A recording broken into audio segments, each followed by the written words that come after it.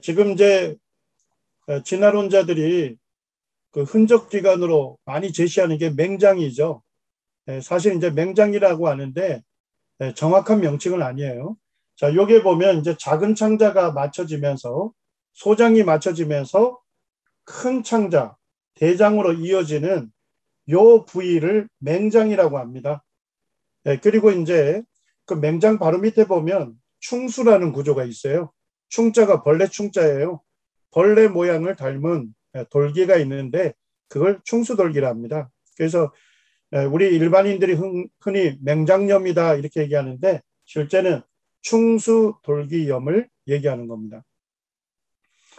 진화론자들이 이 충수가 사실 쓸모없는 기관이고 흔적기관이다 이런 공격을 했습니다. 실제로 이제 뭐 의사분들이 그 개복 수술을 할 때 배를 열고 장기를 수술할 때 서비스로 이 충수를 잘라 제거를 해주기도 했답니다. 가끔 그 쓸모없는 기관인데 그 안에 이제 이물질이 들어가서 염증을 일으키고 또 그 염증이 터져서 복막염이 되면 그 생명에 위험할 수도 있거든요. 그래서 이제 그걸 제거해 줬다고 하는데요. 과학자들이 더 연구를 해보니까 사람의 충수는 어떤 구조래요? 백혈구 생성을 돕는 면역 체계의 중요한 구성 요소라는 것이 밝혀졌습니다. 또 한 가지는요, 장에서 음식의 그 분해를 돕는 박테리아들이 있거든요. 그 박테리아들을 생성하고 보관하는 창고와 같은 역할을 한다 하는 것입니다. 자, 그러므로 사람의 충수는 뭐라 할 수 없어요? 진화론자들이 얘기하는 흔적기관이라 할 수 없다는 것입니다. 진화론자들은 처음에 흔적기관을 한 180개나 얘기를 했습니다. 근데 오늘날 흔적기관이라고 진화론자들이 주장했던 대부분이 다 아주 인체에 있어서 중요한 기관이다 하는 것이 밝혀졌죠. 뭐 예를 들면 목구멍 양쪽에 편도선이 있는데 이것도 이제 진화론자들이 흔적기관이라 했어요. 근데 알고 보니까 세균의 침입으로부터 소화기나 호흡기의 입구를 지켜주는 림프 조직의 한 부분을 형성한다는 게 밝혀졌죠. 심지어는 갑상선도 흔적기관이라 했어요. 저희 아내가 둘째 아들을 임신하고 갑상선 기능 항진증이 생겼어요. 그 병적으로 그 기능이 증가가 된 거죠. 활성이 된 거예요. 그런데 문제는 뭡니까? 이 갑상선이 신진대사를 촉진합니다. 신진대사가 과도하게 촉진이 되다 보니까 결국 어떻게 되죠? 열이 나고 그 다음에 공복감이 심해지고 피로감이 많이 고소가 되는 겁니다. 갑상선 신진대사에 매우 중요한 기능을 합니다. 찰스 다윈은 우리 눈 안쪽에 그 붉은색으로 보이는 반월주름 보이죠? 반월주름. 요거 쓸모없는 흔적기관이다 이렇게 얘기를 했습니다. 더 연구를 해봤더니까 우리가 그 차량 그 앞에 유리에 앞면 유리에 지저분한 게 있으면 어떡합니까? 물을 쏘면서 와이퍼를 작동시키죠. 그럼 와이퍼가 깨끗하게 닦아주잖아요. 실제 이 눈 속에 있는 바늘주름이 와이퍼와 같은 역할을 한답니다. 그래서 우리가 눈을 감고 뜰 때 안구를 깨끗하게 해주고 윤활을 하는 역할을 수행한다 하는 것이 밝혀진 것입니다. 그 다음에 이제 최근에는 진화론자들이 이 DNA를 흔적기관이다 이렇게 얘기합니다. 그래서 사실은 참 굉장히 넌센스인 게 DNA는 사람의 설계도다 이렇게 얘기를 해요. 자, 그럼 설계도가 존재할 수 있는 유일한 합리적인 추론은 뭡니까? 설계자가 있어야 하는 거잖아요. 그러면서도 이 진화론자들은 DNA가 흔적기관이다 이렇게 얘기를 합니다. 자, 우리 세포가 있으면 세포에는 핵이 있죠. 그리고 핵 안에 23쌍의 염색체가 있습니다. 이게 실이 아주 정교하게 꼬여 있는 것처럼 잘 꼬여져 있거든요. 그것을 쭉 풀게 되면 이거를 염색사라고 합니다. 그리고 염색사를 더 풀게 되면 이중 나선 구조가 나오죠. 이거를 DNA라고 하죠. 그리고 이제 이중 나선 구조 중에 염기들이 있어요. 그 염기들 중에서 단백질을 생성하는 암호를 저장하고 있는 부분을 특별히 뭐라고 부릅니까? 유전자라고 부릅니다. 우리 이제 DNA를 그 사다리를 이렇게 꼬아 놓은 것처럼 생겼다 생각하면 돼요. 자, 여기 보면 발판에 해당되는 게 보입니까? 자, 저를 한번 따라 보시죠. 네 종류의 염기가 있어요. A는 뭡니까? 아데닌. T는요? 티민. 그래서 이 아데닌은 티민하고만 결합해요. AT 조합이라고 해요. 자, C는 뭡니까? 시토신. 시토신, 예, G는요? 구아닌. 구아닌입니다. 예, 그래서 이제 이 시토신하고 구아닌만 결합을 해요. 예, 그래서 이제 AT 조합, CG 조합이라고 하는데요. 이 두 개의 조합을 통해서 어떤 세포는 어떤 단백질로 만들라고 하는 구체적인 정보가 DNA에 암호가 되어 있는 겁니다. 그런데 놀라운 것은 뭘까요? 이 암호가 지금은 해독이 됐어요. 그래서 하나님께서 사람을 어떻게 설계하셨는지 그 창조 설계의 비밀이 밝혀진 겁니다. 자, 우리가 이제 저가 지금 요 반대쪽 결합하고 있는 그 염기는 제가 쓰지 않았어요. 자, A는 뭐하고 결합하죠? T하고 결합하죠. T는요, A하고 결합하잖아요. 우리가 이미 알고 있기 때문에 제가 한쪽만 그려놓은 거예요. 자, 그 다음에 요게 세 개 조합을 코돈이라 불러요. 코돈.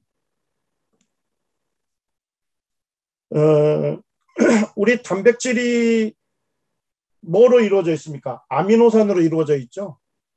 20종류의 아미노산이 있는데요.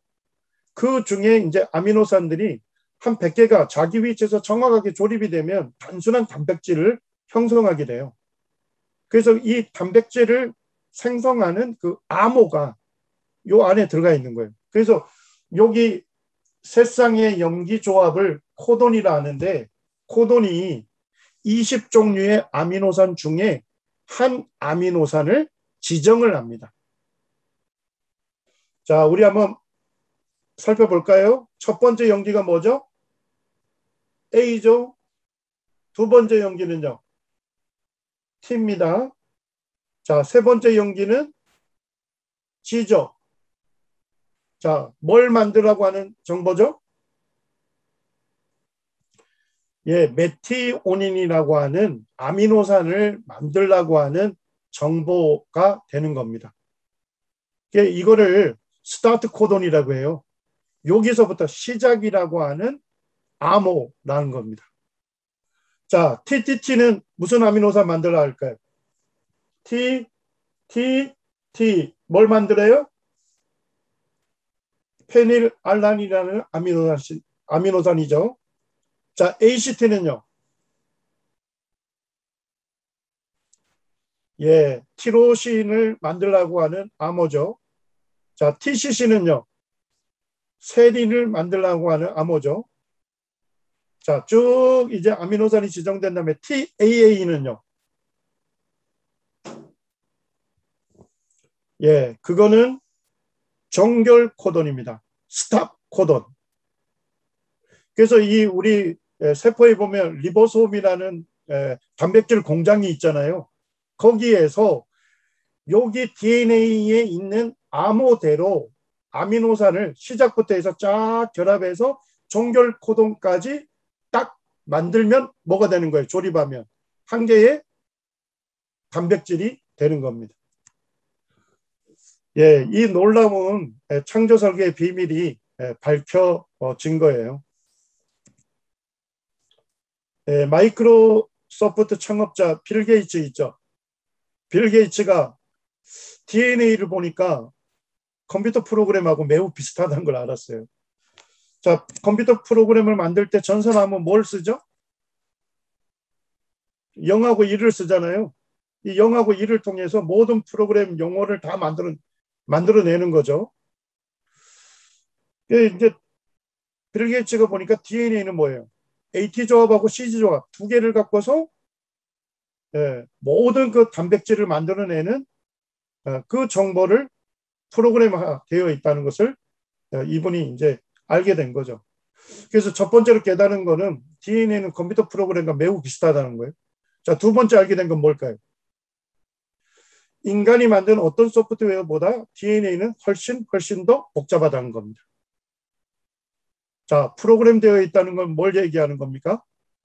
결국 지적인 행위자의 설계된 작품이다 이런 뜻이죠. 그런데 인간이 만든 컴퓨터 프로그램보다 DNA가 훨씬 더 복잡하다는 건 뭡니까? 더 능력 있는 지적 행위자의 설계된 작품이다. 이런 결론을 얘기하는 겁니다. 2002년에 인간 게놈 프로젝트가 완성이 됐어요. 자, 이게 뭔 얘기는 하냐면 인간의 한계세포 안에 있는 그 DNA 정보 있잖아요. 그 모든 염기 서열을 다 받아 적은 거예요. 그래서 이제 이 DNA의 염기 서열 그 1,000개의 알파벳이 모이면 A4 한 장으로 집어넣고요. 그리고 이제 그 우리 한계세포 안에 있는 30억 쌍의 염기 서열을 다 받아 적으니까 A4 용지 몇 미터 정도를 쌓아 올리는 양입니까? 네, 300m를 쌓아 올리는 어마어마한 양이 눈에 보이질 않는 세포, 그 세포 안에 있는 핵에 그 엄청난 정보가 고도로 집적되어 있다는 겁니다. 자, 그런데요, 우리 사람의 세포는 몇 개 정도 될까요? 60조 개에서 100조 개로 봅니다. 자, 그러면 우리 한 사람 안에 있는 DNA 정보 전부 받아 써가지고 책으로 엮어가지고 엮는다면 그 정보 양이 어느 정도 될까요? 어떤 과학자가 이런 표현을 썼습니다. 그랜드 캐년 있죠? 길이가 450km라는데요. 우리 부산에서 신의주까지라 생각하세요. 그게 그 협곡의 넓이가 6 내지 30km, 또 깊이는 1.6km는 된답니다. 자, 이 어마어마한 협곡에 한 사람 DNA 정보를 책으로 엮어가지고 여기에 있는 그랜드 캐년을 채운다면 어느 정도 메꿀 수 있을까요? 내 몸 안에 있는 DNA 정보 전부를 책으로 엮어가지고 그랜드 캐년을 메꾼다면 책으로 40번을 메꿀 만한 어마어마한 정보가 쌀 한 톨보다 작은 그 안에 고도로 집적이 되어 있다는 것입니다. 우리 이제 한 개의 세포 안에 있는 DNA를 쭉 길이로 나열하면 한 2m 정도 됩니다. 자, 그런데 사람의 세포의 개수가 어느 정도 된다고요? 곱하기 100조에 되겠죠? 자, 한 사람 몸 안에 있는 DNA를 쭉 길이로 연결해서 한다면 우리 지구를 몇 바퀴 돌릴 수 있을까요? 500만 번 돌릴 만한 길이가 쌀 한 톨보다 작은 데에 아주 정교하게 접혀서 그 안에 위치한다는 것입니다. 자, 요 정도 되면 우리가 다윗이 하나님께 드린 놀라운 고백을 우리도 드릴 수 있겠죠. 다윗이 뭐라고 고백합니까? 주께서 내 장부를 지으시며 나의 모태에서 나를 조직하셨나이다. 내가 주께 감사함은 나를 지으심이 신묘막측하심이라. 신묘막측하다는 한자를 풀이해 보면요, 감히 헤아릴 수 없을 정도로 신비하고 오묘하다는 것입니다. 물론 이제 다윗은 DNA에 대한 이해는 없었죠. 그렇지만 우리 오장육부가 너무나도 조화롭게 기능하는 것을 보고서도 하나님께서 자기를 놀랍게 창조해 주신 것에 대해서 그가 감사하고 하나님께 찬양을 올리는 것입니다. 오늘날 우리는 이 DNA 하나를 보게 되면 하나님께서 인간을 얼마나 놀랍게 창조하셨는지를 우리는 알게 되고 그 창조주 하나님께 감사와 찬양을 올릴 수 있는 것입니다.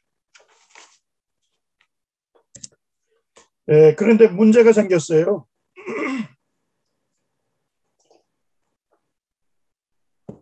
2002년에 이 인간 게놈 프로젝트를 완성하면서 알게 된 것은 뭘까요? DNA 부분 중에서 단백질을 생성하라는 암호가 있는 부분을 유전자라고 했죠.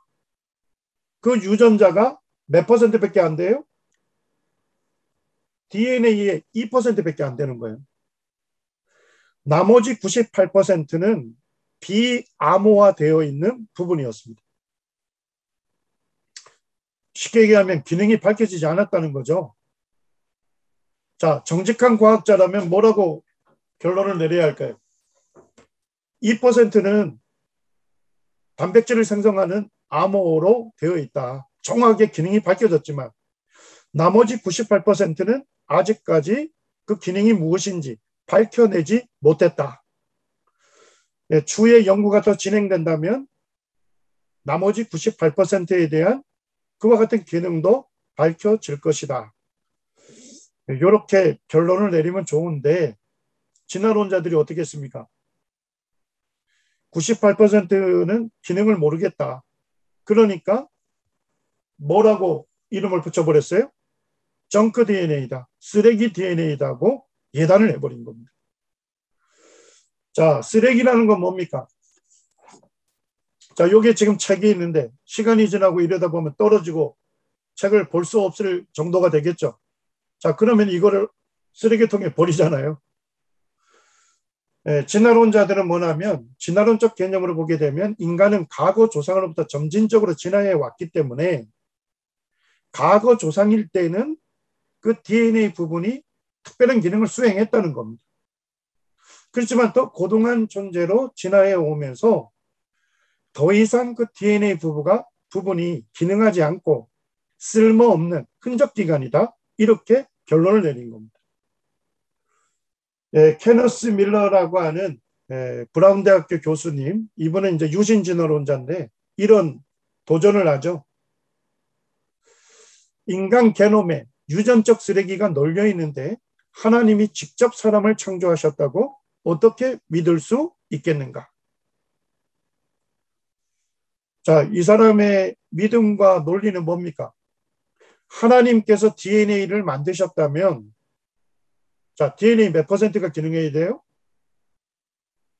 DNA 100% 전체가 다 특별한 기능을 수행하겠죠? 자, 그런데 2%만 특별한 기능을 하고 98%는 쓰레기니까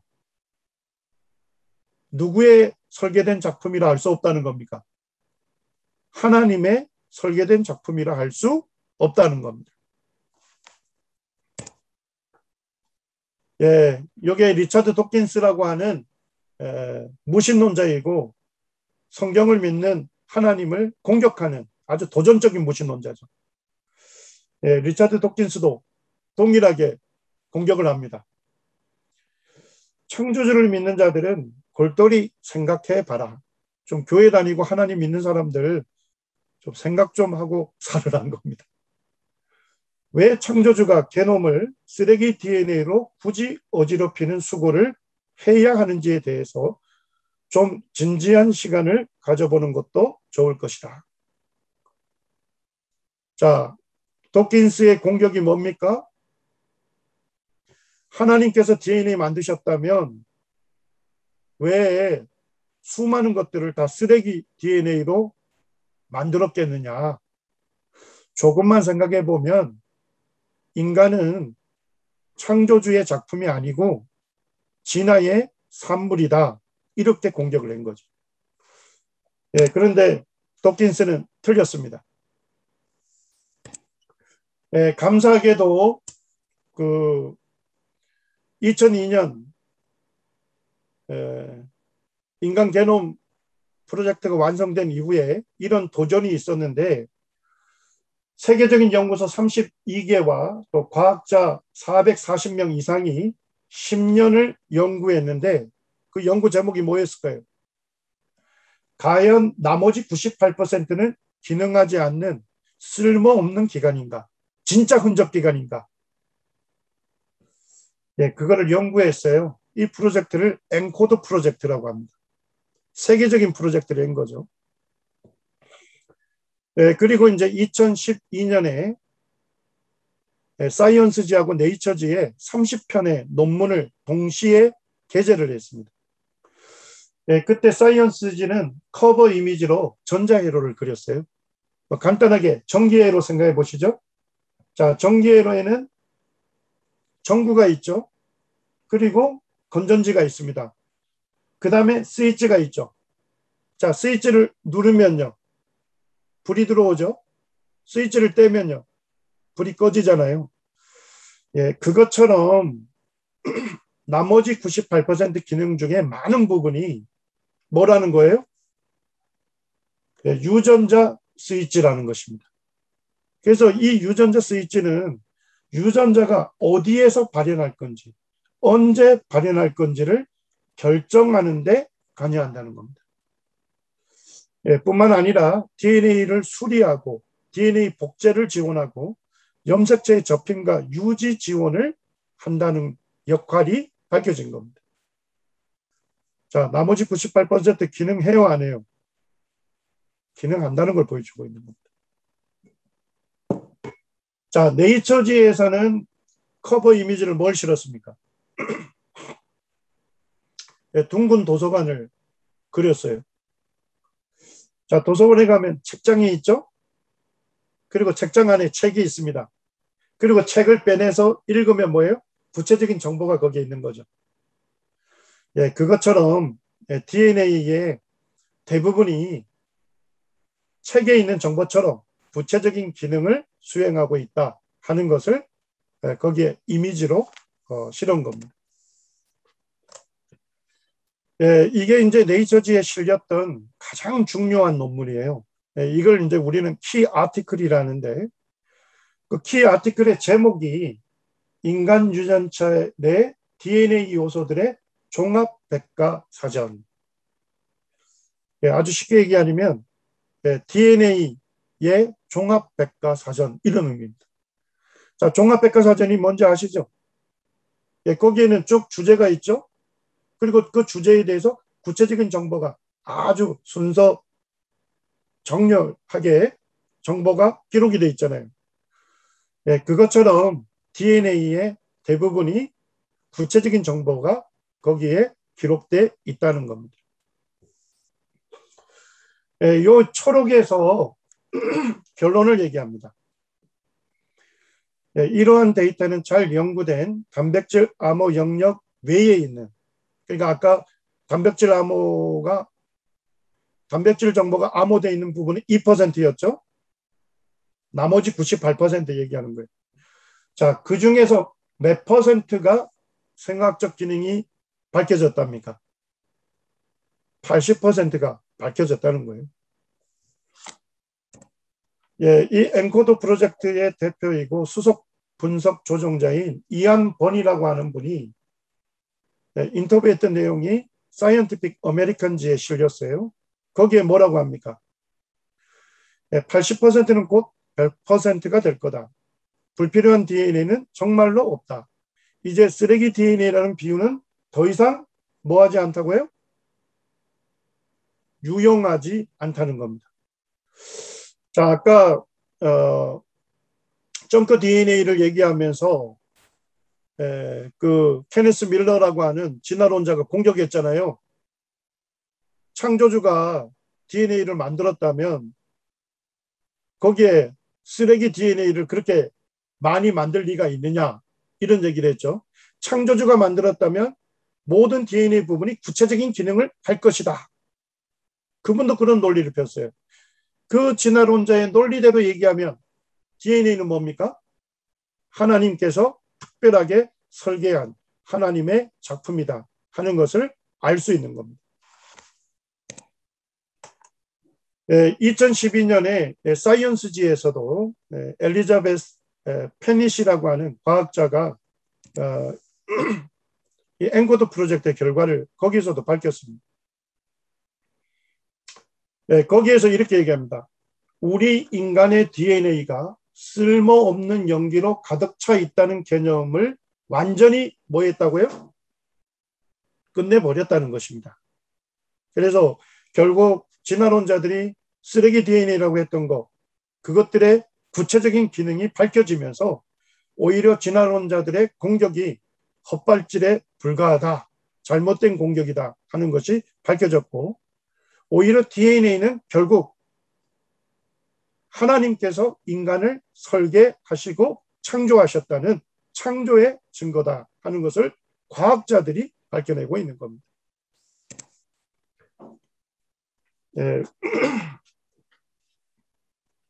무신론자 중에 안토니 플루라고 하는 분이 있습니다. 이분이 이제 신학과 위증성이라고 하는 논문을 썼어요. 그리고 이제 창조주 하나님과 성경을 엄청나게 공격했던 분입니다. 이분은 자기가 하나님 믿지 않을 뿐만 아니라 공개적인 이런 토론장에 나와서 성경과 창조주 하나님을 공격했던 사람이었습니다. 그런데 이분이 이제 2007년에 회심을 하게 됐어요. 원래 이분이 증거했던 게 뭡니까? There is no God이었습니다. 하나님 존재하지 않는다. 근데 그 책을 보니까 no를 지우고 There is a God. 하나님은 존재하신다. 그러면서 거기에 보니까 세상에서 가장 악명 높은 무신론자가 회심하였다. 이렇게 기록하고 있습니다. 제가 이제 이 분의 쓴 책을 사가지고 읽어보니까 이분이 왜 하나님을 믿을 수밖에 없었는지 몇 가지 증거들이 있었는데 그 중에 하나가 DNA입니다. 이분이 DNA에 대해서 이렇게 밝히고 있습니다. 생명의 가장 기본 단위인 DNA를 연구하면 연구할수록 고도의 복잡한 정렬이 있어야 함을 알게 되었고 이것은 반드시 외부의 놀라운 지적인 설계자가 개입하지 않으면 불가능하기 때문이다. 한 사람의 DNA 정보가 그랜드 캐년을 책으로 40번을 메꿀 만한 어마어마한 정보가 쌀 한 톨보다 작은 그 DNA 안에 고도로 집적시킬 수 있는 그와 같은 능력 있는 지적인 설계자라면 안토니 플루가 상상할 수 있는 분은 누구밖에 없습니까? 우주 만물을 창조하신 전능하신 하나님밖에 없다 하는 사실을 이분이 깨닫고 사실 하나님께로 회심을 했습니다. 가끔 이제 진화론자들이 지적 설계를 말하거나 창조론자들에 대해서 과학 발전을 저해한다는 그와 같은 논리를 펴는 경우가 있습니다. 그런데 그거는 오도된 내용이죠. 실제 진화론자들은 흔적기관이라고 많이 얘기했잖아요. 흔적기관이는 쓸모없는 기관이죠. 그렇기 때문에 결국 그 구조에 대한 연구를 방해합니다. 뿐만 아니라 어떻게 했습니까? 쓸모없는 기관이라니까 사실 그 진화론의 그 심취에 있었던 많은 의학자나 의사들은 뭐예요? 쓸모없는 기관을 제거하기도까지 하는 환자들에게 해를 끼치기도 한 것입니다. 자, 그런데 우리가 어떤 인체의 구조나 기관에 대해서 정확하게 기능이 밝혀지지 않았을 때 지적 설계 이론가들이나 창조론자들은 무엇을 가정할까요? 분명하게 하나님께서 특별한 기능을 수행하도록 만들어놨는데 아직 우리가 밝혀내지 못했다. 그러니까 좀 더 연구가 진전이 된다면 그 구조가 어떤 기능을 할지 분명하게 알 수 있을 거다. 결국 창조론자들과 지적 설계론자들은 뭡니까? 과학을 더 발전시키는 거예요.